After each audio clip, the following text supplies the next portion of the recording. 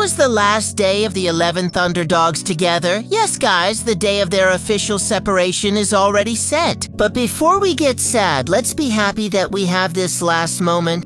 As always, the little gang came running to greet Cocorico at the entrance. It's going to be so strange to open this gate in a few days and not see these little calves running to meet us. This guy from Midbayaku hanging around our feet is going to be missed. Next, Kamula went to serve snacks made especially for puppies to the kids. They're looking more like Potoko's children there with Pachoka than puppies. That's how cute they are. First, the one who once didn't want me now wants 101 animals. She served the big mama just to get out of the snack line faster. The little ones inherited their mother's endless appetite. But the poor thing didn't get a second apiece to take a little bite in peace. Soon, the whole gang with their kibble breath showed up wanting what she was chewing. And it's easy to chew, no problem at all. Because if you depend on this bunch with their floppy ears, every day is a different adventure.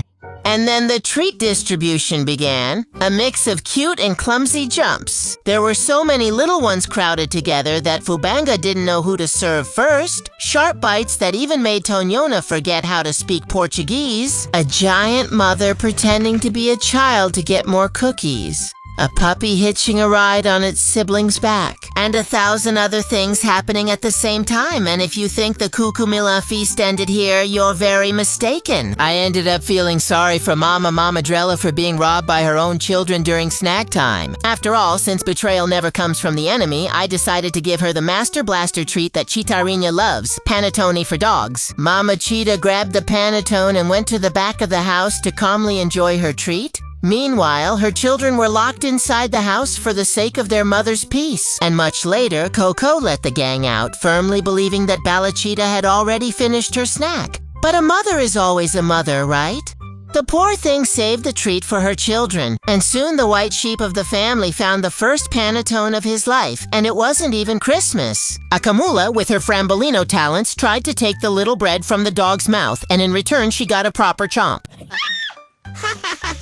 There you go. That's why I call her Tony, or Big Tony. After running faster than bad news, Fran Kalanga decided to sit down and rest her legs. But she never expected to be targeted by adorable little bears seeking her attention and affection, while most of the Thunderdog inhos doted on Falciani, the little fake one, hoping to get more Panettone. The cell phone that was on the ground caught the attention of the blogger Sheila Fiapo de Manga, who didn't think twice and ran to grab the iPhone and make a vlog video for her Instagram profile. But soon, her mother Chitara, who is against screen use in childhood, put an end to this free ride and ended the vlog. Parang para, recording over.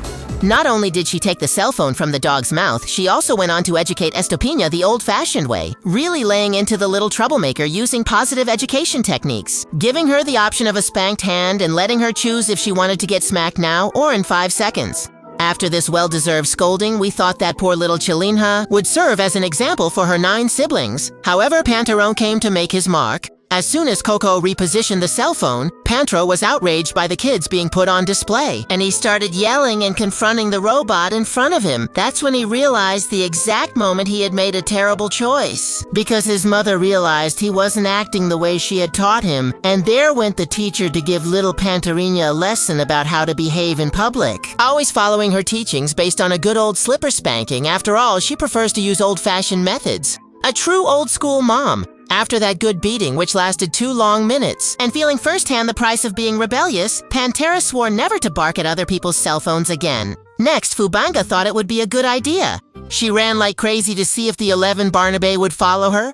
As soon as she took the first step, the pack picked up the pace. Everyone was wondering what they were running from. The crazy one found her gang. But the day wasn't just made of craziness, mischief, and pranks. There was also a lot of affection and cuddling, cool, refreshing water shared by the whole pack, a little stream among the brothers, and rest on the dry land. What they didn't know, none of them knew. For the 10 puppies and for this tired and loving mother, this day was just another ordinary day. Everything seemed the same, as if tomorrow would simply happen again, but it wouldn't. This was the last day they were all together as a family. The last day with 10 small bodies around the same mother. The last day of a routine that seemed eternal to them. While we know that goodbyes come, they live in the present. They don't prepare, they don't count on time, they don't save the last hug, they just love, and maybe that's what hurts the most. And at the same time teaches the most. The fact that the last day didn't feel like a farewell. There were no tears, there was no fear, there was life happening. They lived the last day as if it were just another one. And that's beautiful, because it means there was enough love for that ending to be light. Now each one will follow their own path. New homes, new scents, new beginnings. But this day will remain good, forever. The last day together, without knowing it was the last.